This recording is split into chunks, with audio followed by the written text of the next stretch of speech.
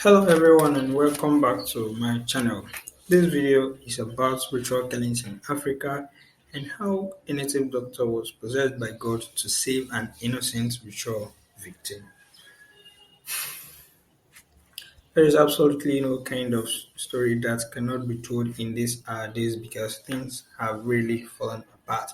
Just as a popular Nigerian author Junior Achebe puts it in one of his books, which is recorded to be the most popular and widely read of all his works after being translated in over 100 languages around the world. Indeed, things have really fallen apart.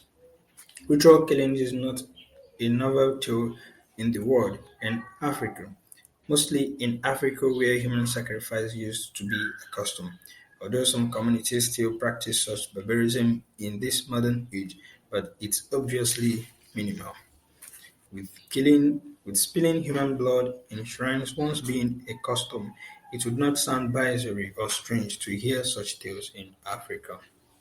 However, where it becomes sickening is where greed, callousness, and desire for personal gains becomes the driving force. One of the reasons that prompted the people of the old to sacrifice humans was the belief that great situations require great inputs or great sacrifices.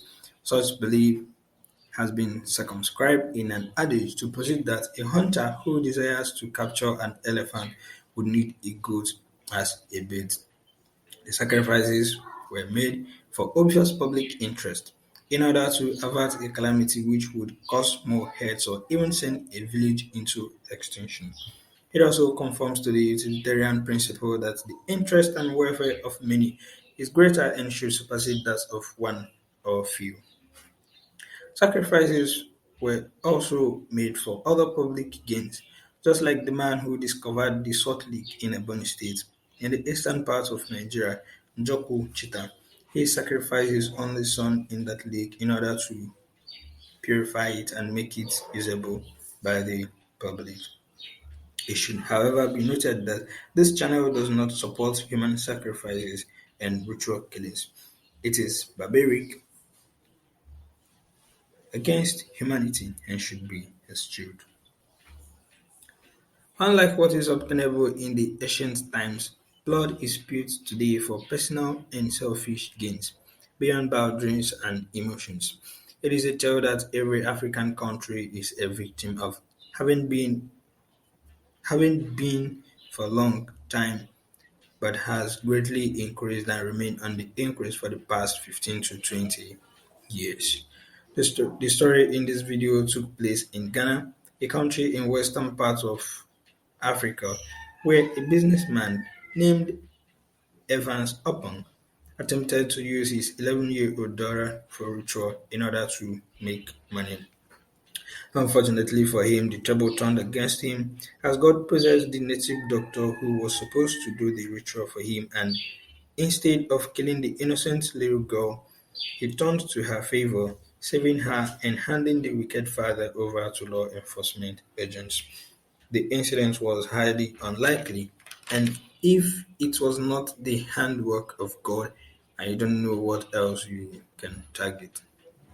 It conforms to the saying that when God is with a man, he would make his enemies to work in his favor.